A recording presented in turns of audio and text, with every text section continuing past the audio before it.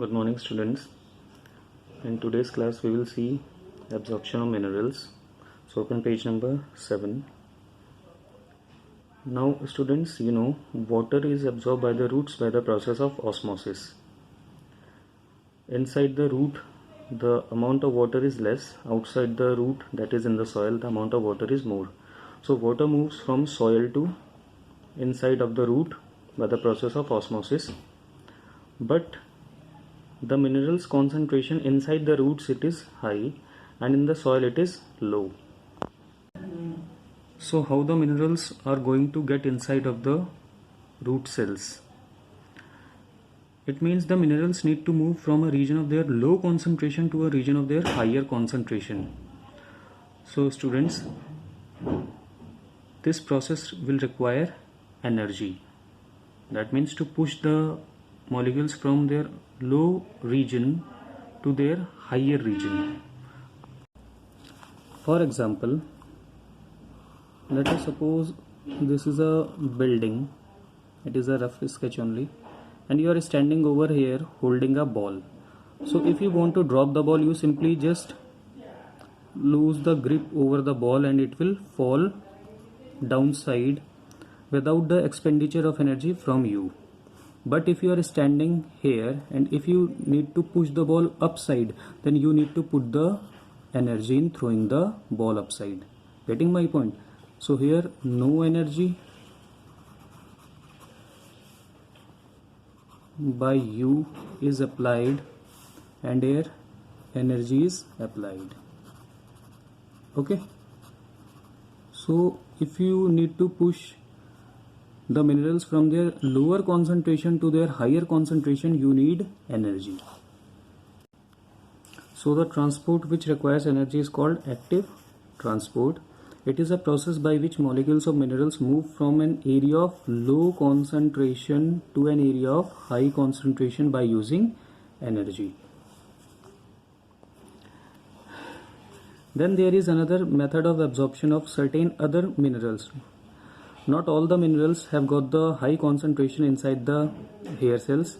Some other minerals are there, like some salts are there, whose concentration is high in the soil, that is outside of the plant. So they can simply diffuse inside of the root hair cells. So once again students, osmosis and diffusion, they do not require any energy, but active transport, it requires energy. Now transport of water and minerals within the plant. Now water and mineral, they have entered into the root. Now how from these roots they are going to reach heights of the plant or upside of the plant? Students, it is done by two ways. One way is there that root applies a pressure called root pressure, and because of root pressure the water and minerals, they rise to the height of the plant. Okay, the pressure developed in the roots due to continuous inflow of water is called root pressure. This helps in pushing the plant sap, that is water and minerals, upwards into the stem. Root pressure appears only when the rate of absorption is higher than the rate of transpiration. Now we will see what is this transpiration a little later. Then the second way is the water along with minerals moves further upwards through the xylem of stem towards the leaves, that we know through the xylem it needs to move. This is due to the transpiration which exerts a pull from above. Now what is this transpiration? Students, as we are sweating or perspire, that means evaporation of water takes place from our skin. Likewise, plants also evaporate the water from their leaves, and such a process is called transpiration. Okay.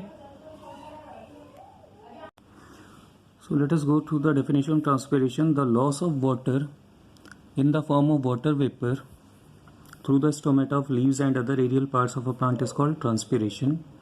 It always takes place against the force of gravity, that you know. And now let us see what is the mechanism of transpiration, how it helps in raising the water from roots to the height of the plant. There is a relationship between absorption of water and transpiration. The greater the transpiration, the greater is the rate of absorption of water from the soil. when water is lost through leaves.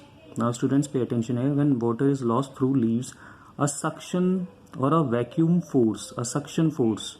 You know what the suction force is?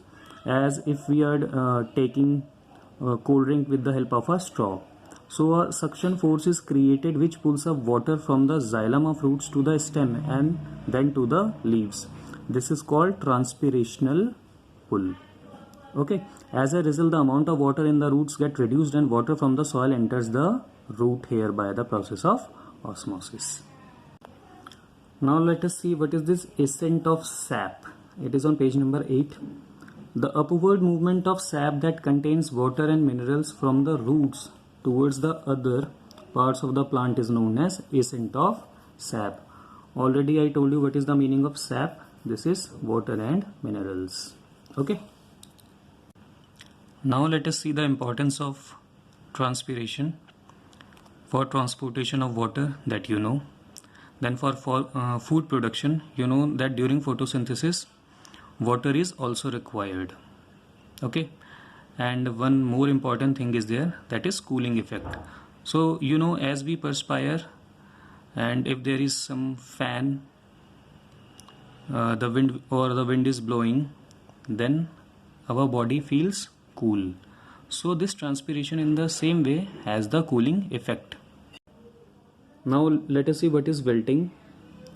During wilting, the plant loses more of the water in the form of transpiration, in the form of water vapor by the process of transpiration. Then it is absorbing the water from the roots. So what will happen then?